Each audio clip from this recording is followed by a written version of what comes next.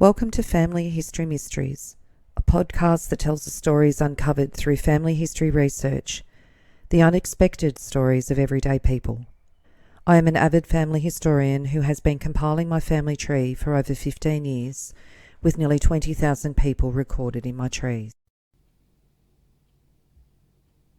Episode 56, The Will. I came across an article from 1904 in a newspaper where Anne Elizabeth Grut left proceeds of her will to her friends and relatives, but totally excluded her husband, Henry B Grut. He challenged the will, stating she was incapacitated when writing it. I was intrigued to find out why Elizabeth would exclude her husband from her will. Anne Elizabeth Grut was born Anne Elizabeth Hutton on the 8th of January 1847, the daughter of William Hutton, a wheelwright, and Anne Vaughan. Anne was a teacher. In 1875, it is mentioned that on the 3rd of April at his residence in Bay Street, North Sandridge, so now Port Melbourne, of nervous apoplexy and paralysis after 1 month's illness, William Hutton, aged 61, the dearly beloved husband of Annie Hutton, deeply regretted by a large circle of friends. So his daughter Anne married Henry Breward Grut in 1882 in Victoria. Anne was 35 and Henry 29 at the time of their marriage. Henry Breward Grut was born on the 30th of March 1853 at Guernsey at the Channel Islands, an island off France. He was the third child of 8, born to Pierre, or Peter as he was known in Australia, Grut, and Marie Elizabeth Richard. Henry emigrated from Guernsey with his family on the Surprise in 1855, aged 18 months old. And on the 18th of June 1910, in the Emerald Hill Record, there is a lengthy article talking about Henry's father, Peter Grut. An old colonist, Mr. Peter Grut, some stirring experiences. On Wednesday the 8th of June, Mr. Peter Grut of Albert Park celebrated his 92nd birthday. He was born at St. Peter's Port on the island of Guernsey, not far from the house where Victor Hugo, the French poet and author, passed many years of his life. Mr. Grut recalls his military days in Guernsey, where soldiers wore high iron collars to keep their chin up, and the guns in use were of the flint and steel pastern.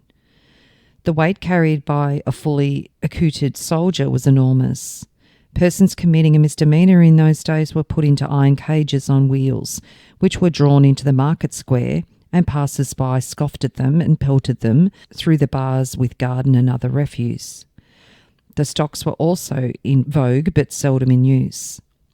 As a boy, he witnessed the ravages of the Black Plague, which destroyed so many lives throughout Europe.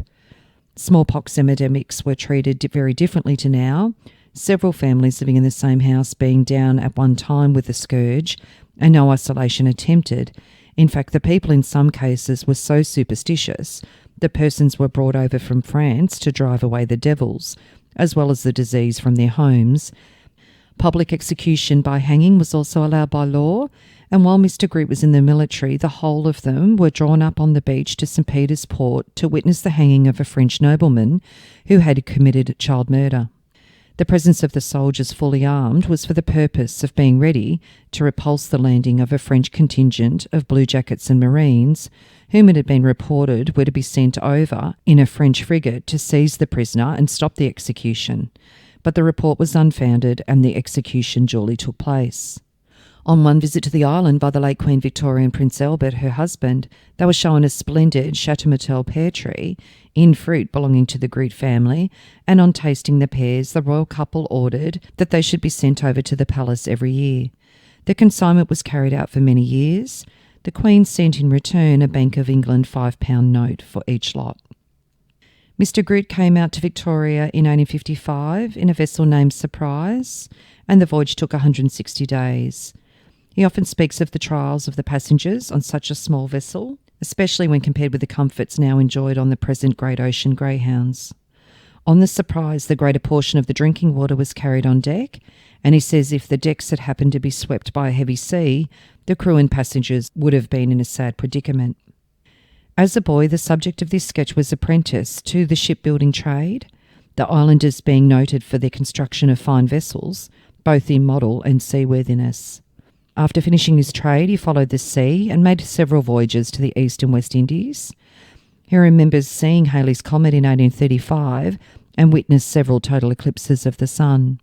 The first one was seen when he was sailing up the Adriatic Gulf on the coast of Greece. It took place just after sunrise. The morning was beautifully clear and the vessel was bowling along with all sails set when suddenly the sky darkened. The captain, fearing that some catastrophe was at hand, ordered all but the lower sails to be furled. After a time, the mate discovered that it was a total eclipse of the sun, and of course sails were again reset. An illustration of the power and determination of the naval commanders of the old days was witnessed in Brazil. The event occurred while his vessel was in harbour at Rio de Janeiro. It was in the days when the British government had their frigates out after slave-running vessels, and the excitement of the chase was intense. Slaves were being brought into Brazil and other parts of South America, and the British were detested by the Brazilians for their indomitable energy in trying to prevent the fast-sailing slave schooners from landing their living freights. Once in the harbour, they were safe, and the slaves were quickly sold and parcelled out to the planters. It appears early one morning several of the crew of the frigate had been ashore, and on walking around the city had been assaulted and badly treated by the people. On coming aboard, they informed the commander of the ill treatment. He immediately sent a note to the governor of the city saying that if an apology was not forthcoming, that he would fire onto the city. The request was treated with contempt, but to the surprise of Rio de Janeiroans, at 11:45, the British frigate was cleared for action, and a second after the stroke of 12, a cannon shot was seen and heard from the frigate. The ball on its way passed through the mainsail of the barque, which was at anchor between the city and the Britisher, and landed on the beach. The next shot, the elevation was better, and the shell dropped in the marketplace, killing 1 or 2 people. The authorities were not long in realising the seriousness of the matter, for a government rowing boat with the port officer was soon being towed for dear life towards the frigate, and in the officer's charge were all the apologies that the commander had demanded. In the old days, the captain used to carry the cash to buy their cargoes and also receive the money from consignees for their freights, and often strange-looking craft were viewed with a watchful eye, for pirates and smugglers were still to be found in the various coasts of Europe and the East and West Indies. On arriving in Victoria in 1855, Mr. Grut followed his trade for some years. He was one of the pioneers of the Port Phillip Shipwright Society, the 8 Hours movement. He was chairman and treasurer of the Shipwright Society, which met at Emerald Hill for many years.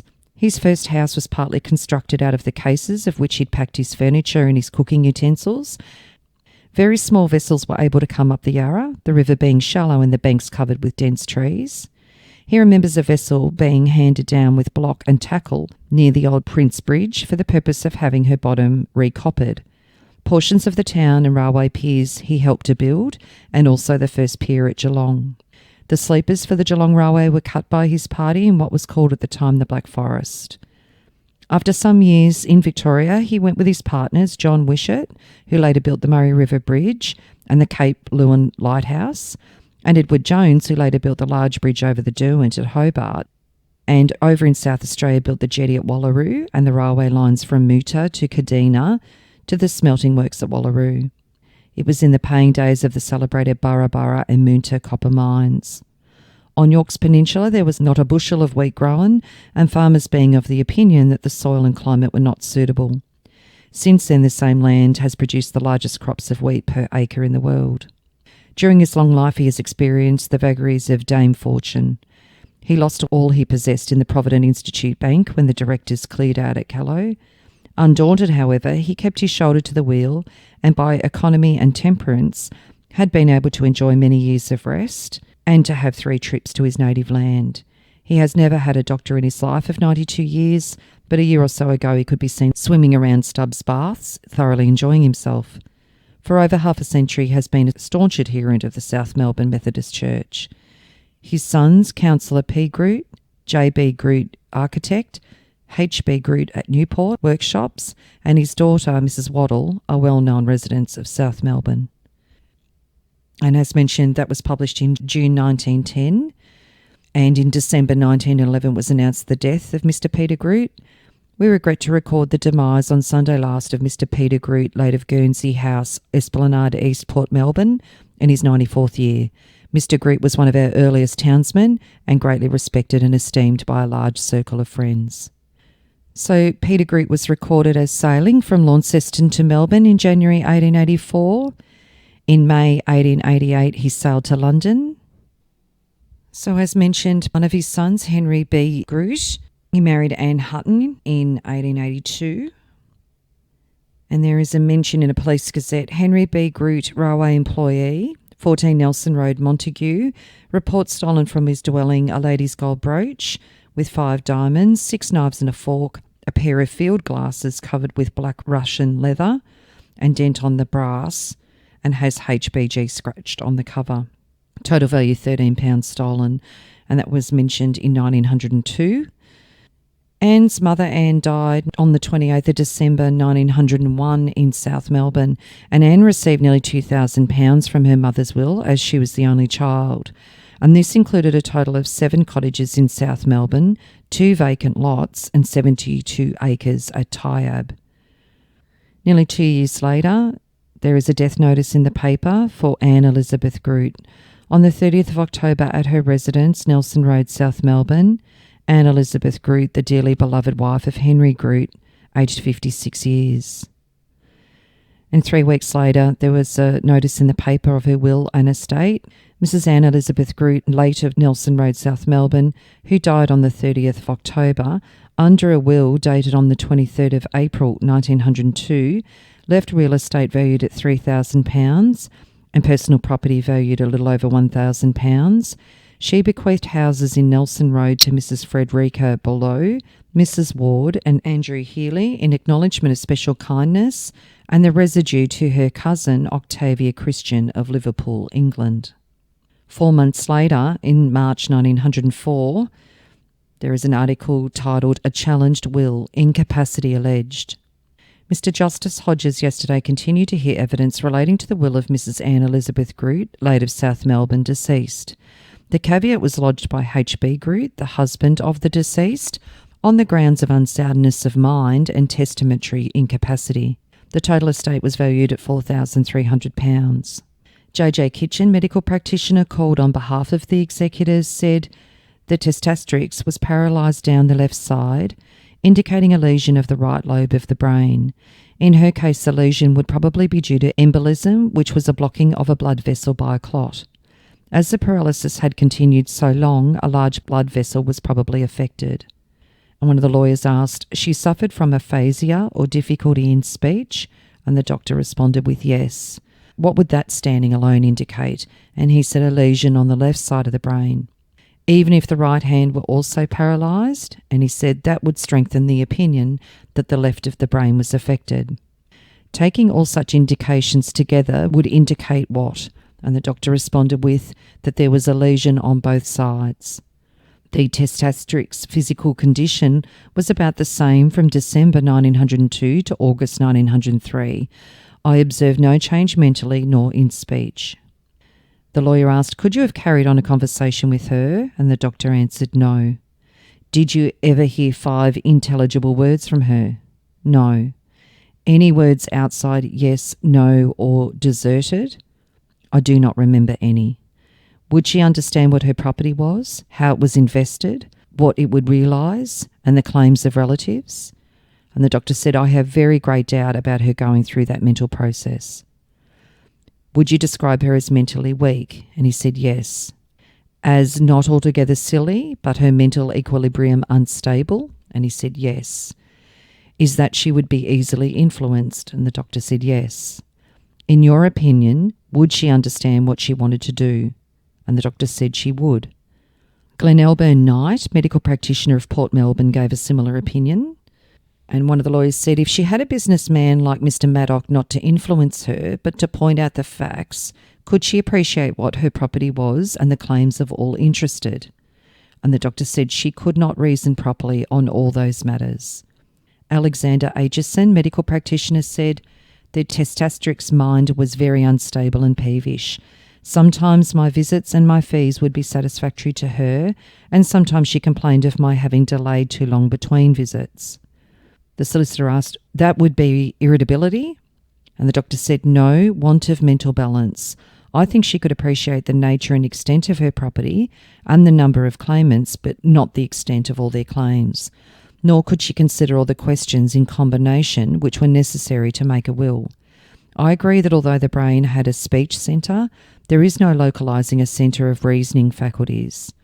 Although lesion might exist without injuring the reasoning powers, it would not be likely to remain for years without causing a degeneration of the brain owing to the supply of blood being partly cut off. The deceased husband had, so far as I know, been kind to her. She had once said, 'Henry does everything for me, he understands me best.' Latterly, she accused him of neglecting her and complained of his habits. I regarded this complaint as due to a delusion." Several bank clerks gave evidence detailing business interviews which they had with the deceased in 1902 and 1903 when she displayed thorough intelligence. Arthur Sobrensky, a lad, deposed, "I first met the deceased about the middle of 1901 when she asked me to fetch milk for her. After that, I went messages for her nearly every day, accompanying her to banks on business errands and visiting other suburbs with her. 1 week before her death, I accompanied her to Coburg. She told me then all they would have to do in regards to taking trams and so forth." Solicitor asked, "Did you find her just like other women?" And he said yes, excepting to as her arms and her speech. "Had she a strong will?" "I think so," he said confidently. "The same as other women or less?" He said about the same. "I suppose your experience of women is not great?" He said no. "What is your age?" He said 15. "Did she ever speak of her husband to you?" And he said no. William Daish, medical practitioner, said, "I attended the deceased on the 22nd and 24th of February 1902 and several other occasions up to the 4th of March. She had a weak, dilated heart and was eccentric, nervous, hysterical and curious in her ways, but she could understand the extent of her property and appreciate the claimants to it and could properly estimate their claims sufficiently to make a will. Hemiplegia, that is paralysis of one side of the body, frequently existed for many years, impairing the reason. She was competent to deal with the questions necessary for a will. My visits were short ones. I had no conversation with her on subjects other than her illness." Frederica Bulow, a tenant of one of the deceased houses, said, "I was frequently with the deceased. She told the cavator that his wife complained of his habits and he said, 'Oh, we had better separate or I'll lose my temper and knock her about.'